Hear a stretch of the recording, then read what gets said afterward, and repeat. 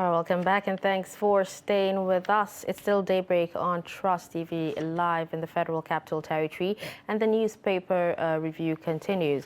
We have our guest in the studio, Mukhtar Suleiman. He's a public affairs analyst. Good morning and thank you so much for joining us again. Good morning. It's been a long time, actually. Good morning. I think it's been like a month. I saw Abdulaziz, because I think last two times we did together, he traveled. Yes, and then 2 Mondays, I was out of town. Exactly. Yeah, so it's good to be here and good to be back.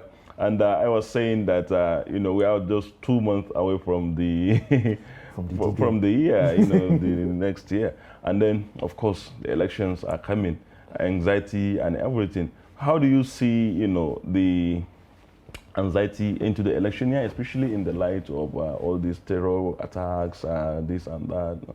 You remember just before the campaign started, we had this conversation where I said I look forward to drama. Exactly. If anything, I think I've gotten more than my money's worth. I'm glad I was here for it. So you're enjoying the show. Yeah, so far the show has been really, really catchy and fun and all of that. So, but we are hoping that things will die down, in light, like you just rightly stated, in light of the whole security threat thing. It's so difficult for any one of us currently to pinpoint exactly what the issues are around the security currently, because we don't understand where it's coming from the side of the U.S. Embassy. They're not telling us everything. We also don't know how it's been handled or managed from the side of the government. Okay, we have we have the president holding an emergency security meeting. Meanwhile, we're being told to, go on our daily activities and not be afraid of anything. So doesn't that? Yeah, I think the bulk of that is just management. They're trying to manage mass hysteria. So while he's holding the security meetings, because like yesterday, I was saying on my WhatsApp status, and I was like, as much as we don't know or we have our reservations as to what it is that's happening or what is not happening, let's talk about the things that we do know. We know that there's stop and search. Few times I'm coming home from work late in the evening along the Life Camp roundabout. You see serious armed men stopping car by car. They'll search your pockets, search the car, check the pigeonhole, one car after the other. We know that they are doing that. That is clear. We know that there was a Trademore incident that was obvious. We know that there was a Maraba incident that was obvious.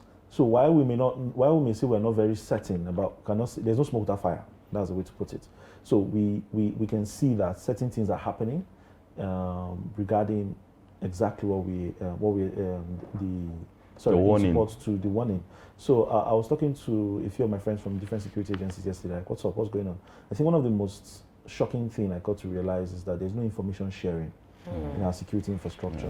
And it is really, really sickening to see that, because each and every one of them from the different security agencies had a different idea of first-hand information as to what they think is happening. So it doesn't really make sense. I think so, Mukhtar, just to write on that, if the president is always meeting the security chiefs, every time, and then in between them they are not talking, what is the problem?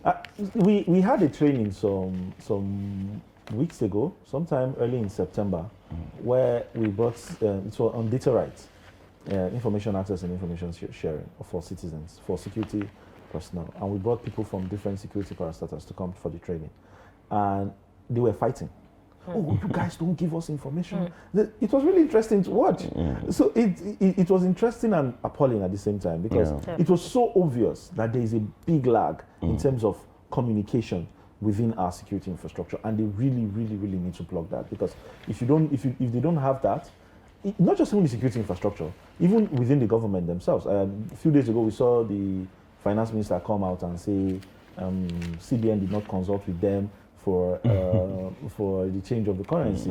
And then all of a sudden, yesterday, Buhari came out and said he's supporting CBN. And the finance minister is on the board to ensure, so it doesn't make sense. So many issues are... So that's exactly what I wanted to even ask you again. Really. The conversation to go now, the issue of the lead story of Daily Trust this morning, which says CBN has my backing. Buhari coming out to defend the CBN action, to say that he has his blessings and that he believes is going to be good for the Naira and all that. So what do you make of that? I think well, the president, I don't know why the president is picking sides per se. I think it was something of calling the both of them to sit down. What were the issues? Let's resolve it, because that's part of his job as a leader. But he didn't do that. I don't know if he did that anyway, but this is what we saw on the news anyway. So, but speaking on the Naira issue change thing, a few days before this came out, on my status again, I posted, we're discussing about inflation. And I was telling people, secondary school inflation is the consistent and persistent rise of the price of commodities over a given period of time. And we know that one of the primary causes of inflation is too much money in circulation. And I was saying that there's need for the CBN and the government to find a way to control the money in circulation. And lo and behold, a few days later, boom, the change in Naira came in. I think it's a good policy. But the question of whether it is a good policy with a good intent and how to match that together with whether or not it will be carefully implemented properly, that's another thing. Okay. When we say that, I remember that day when I posted that, somebody asked me, when you say that there's so much money in circulation, the question is, you know that it is the top 1% that has so much money in circulation. The money is not trickling down to everybody else. So they are the ones causing the inflation. So that's exactly what the president was saying yesterday. That for people with legitimate money, though of course I don't think having too much money does not mean it's illegitimate. But he was saying that because there is this worry that the time is too short, people will face difficulty trying to move their money into the banks and all that. But the president was arguing that that would be for the thieves or something like that. But I agree. If you cannot, if you have in this short, if I had, why would I have 10 million in cash now? I don't know if you understand. Why should I have 10 million in cash in my house? So if you're going to move the money in and you know it's legitimate, too much money is not an illegitimate money anyway. But if you know you're going to move money and you know that it's not illegitimate, that means you have a backing as to why that money exists. Go dump it in the bank and justify it. So it's a plus, on the fight against corruption. If it is carefully implemented. That is the part because if anything, the government has a precedent of nonchalance and some level of pockets of incompetence here and there. So we are hoping that they actually do it very well. And if they do and execute it the proper way that they should, we're hoping that.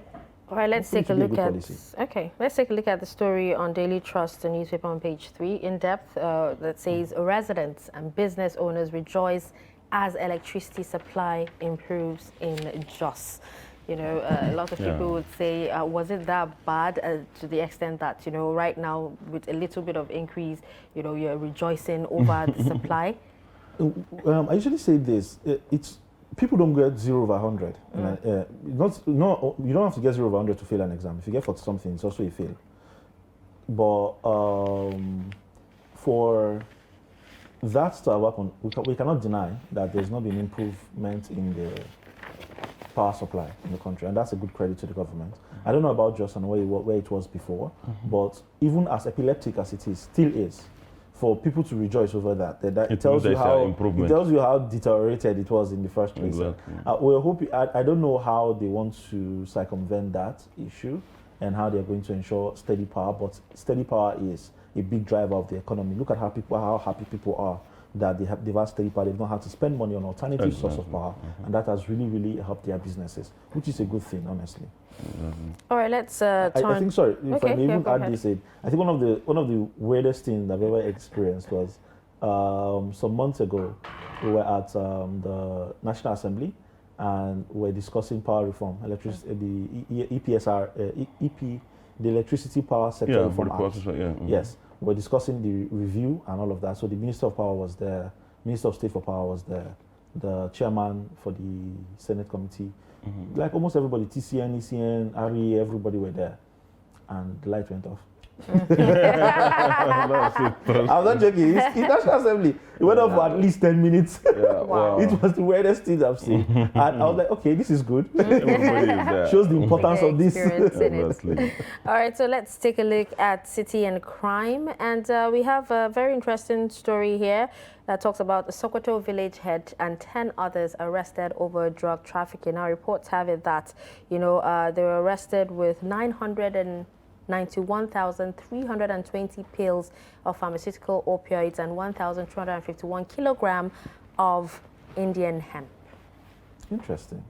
I think the polarization of drugs in Nigeria has been a big issue that we've been trying so hard to actually curb or not even trying. I don't think the government is even trying hard enough, honestly, because it's you travel out of the country and then you see how controlled that system is, where you cannot just go and buy Panadol, something like that, without the doctor's prescription, because Panadol can be abused. Any drug can be abused. So because of that, there's always this strong control for those things in those countries. We're hoping that they can do the same. But the problem with doing the same in Nigeria is with the inefficiency of the medical sector right now, and doctors moving out in rapid numbers. Last time we saw the statistics was one doctor to 5,000 patients, which is very, very poor. That means if everybody has to go to the hospital to get prescription, it's going to take a toll on the well-being of citizens in its entirety. So there's this cause and effect to most of these things that actually allow crimes like this to actually thrive, because of the lapses of the government in ensuring that doctors have conducive environment where they can work in the country. Things like this, it's difficult to put policies in place that can curtail the movement of drugs in chemists, in just every chemist or any pharmacy, and that is something that we really, really need to check. All right, so on that particular page, you have stories that talks about Kwara poisoning sagas. Autopsy shows housewife died from taking sniper, says police. You also have 2 villagers, tracing their rustled cow killed in Suleja. 2 brothers, 1 other arrested in Kwara over abduction of boy in Nasarawa. And then a story that was everywhere. Police arrest Borno housewife for poisoning husband, saying she hates marriage. But, this is actually her second husband, apparently. She was previously married, she left, and then, she married this man the second time and poisoned him. And it took her 1 week to think about it. Last week, we're at Kano for a training on child, early and forced marriage and sexual and gender-based violence for religious leaders and community leaders in local communities. And then at the beginning of the training, we do this contextual thing where we discussed the ripple effect of forced marriages and how that affects society at large, community well-being and all of that. And one of the participants shared a story of something that she was called. She's a religious leader in her community. She was called to come and try and address the issue. What happened? The wife overheard the family speaking outside that they shouldn't worry, that she's already okay with the marriage because they already have like a child now, that they're already okay with the marriage, so there's no issue. Whatever issue she had from the beginning, it has already been settled. If not, she won't have children now. Now she already has it. And then she came out and told them that, is it because of this child? That's why they think she's okay with this marriage. And she threw the child in the well. What? Yes. Now, it goes a long way to say, I think marriage is a beautiful thing. I do think it's a beautiful thing. I think companionship is good. We should all get that as much as we can. But we shouldn't have to force it on people. If somebody says they don't want to do it, it might sound unnatural to you, but it's okay for them. For as far as they're not harming anybody else. They're not harming anybody else. You're not doing anything to anybody else. Stay your state. Do your day, make a day my day.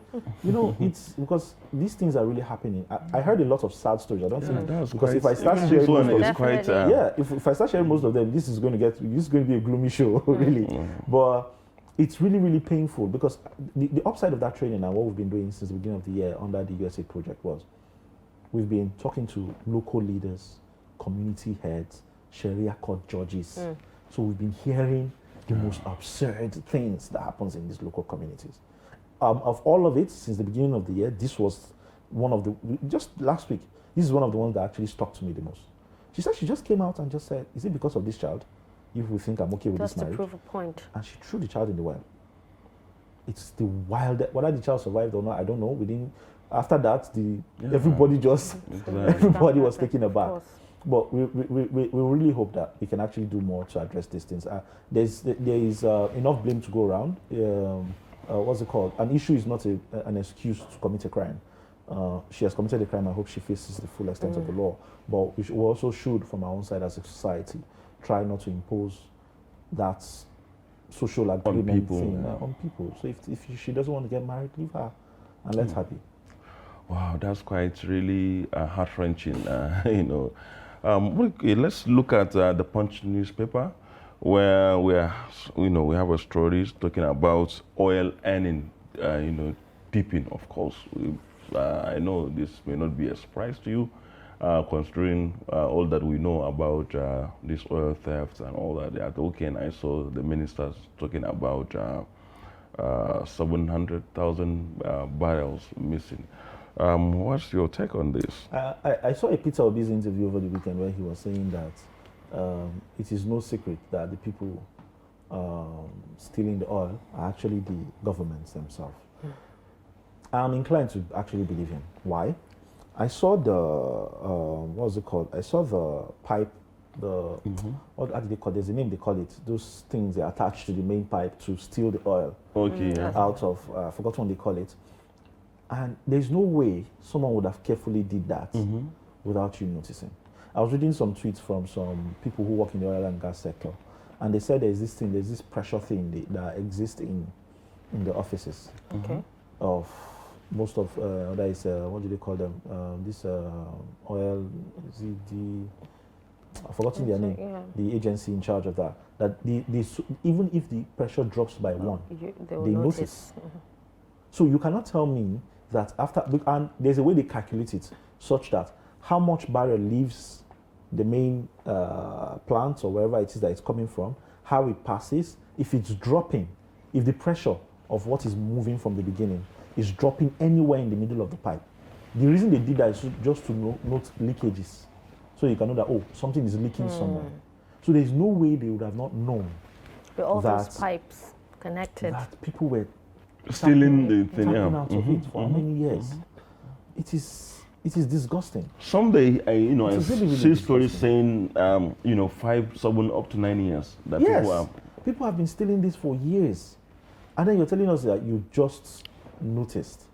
It doesn't make sense, really. Like I've said this before on this show. If for issues like this, if the government does not know, it speaks a lot to their position in the country. And if they do know, it speaks a lot about their nonchalance. And if they do know, it speaks a lot about their position in the country. Okay. So, what do you think the figures, 288 billion in 1 quarter that we lost, how do you quantify that loss? What could have been, of what use? I mean, what significance in this amount? Do you know what 288 billion would do for, say, the health sector? And how many hospitals you could actually renovate and push up to standard with 288 billion? That's a lot of money. People underestimate the distance between 1 million and 1 billion. Like, because it's 1, you think it's a billion is not easy to come by. Then talk about 288 billion, not 2.88, 280. If I have 288 billion, I will retire. All right. Well, while we're talking about oil still, a story on Daily Trust carried, the headline that says oil firms are to pay 138 billion naira petroleum tax. So does that mean more suffering for Nigerians, especially when it comes to, availability of fuel? I don't know. I think this is something that they have already paid from the story, if you read it. Okay. So it's not like they are paying. They've already paid. I think it's a data from it's a data from NMPC giving what has happened, I think, in the half year. They have made this money. I've not really read the story, so I don't really know much about that. But I know I heard what's his name, the Governor Basaki, sometime last week, where he was saying that there is need for us to remove the fuel subsidy so that the money can be repurposed for other things, which I totally agree with. But it still comes back to that argument of, if you're going to remove the fuel subsidy, make sure that the thing that is basic amenity is available. There's light. If there's steady power, but take away your fuel subsidy. This fuel subsidy is something that is very naughty, as you know, and of course, obviously, the Buhari government is shipping it up to the next government. And as the Guardian newspaper this morning is talking about it, it says doubts persist over the immediate subsidy removal by the next government. Do you think that a government will come in his honeymoon and then you see, that's one of the major problems we have in the country, honestly, that I've noticed. It is that we are scared of making tough decisions because we're not ready to live up to the responsibilities that comes with those decisions. If you ensure and you justify that there's steady power in the country now, let's remove fuel subsidy because that's what other countries are doing. Yes, there will be backlashes, but it won't be as much as would be expected. if you ensure that there's a good internal transport network across the state, there's a functioning train that serves as interstate and intrastate, and all of that has been taken care of to ensure that the common man does not suffer the price of fuel. Then you have actually alleviated the issue. You can remove the fuel subsidy at that point. So anybody who is buying fuel can actually come. Because we see the same thing with ASU and the federal government. Nobody wants to be the one that says, oh, privatize the system. When we all know that the easiest solution to that problem is to privatize the educational system. But nobody wants to bear the brunt of it, of saying, oh, you were the one that said privatize the system. Oh, I was the one that did the privatizing of the system. It is that thing. So we should, we should be able to make decisions, tough decisions, and be ready to live with the responsibilities that come with them. All right, thank you so much, Mukhtar Suleiman, for the insight on the stories this beautiful morning. We're done with the newspaper analysis, and thank you so much for coming in. Thank you very much for having me. All right, so we'll take a quick break, and when we return, the show continues.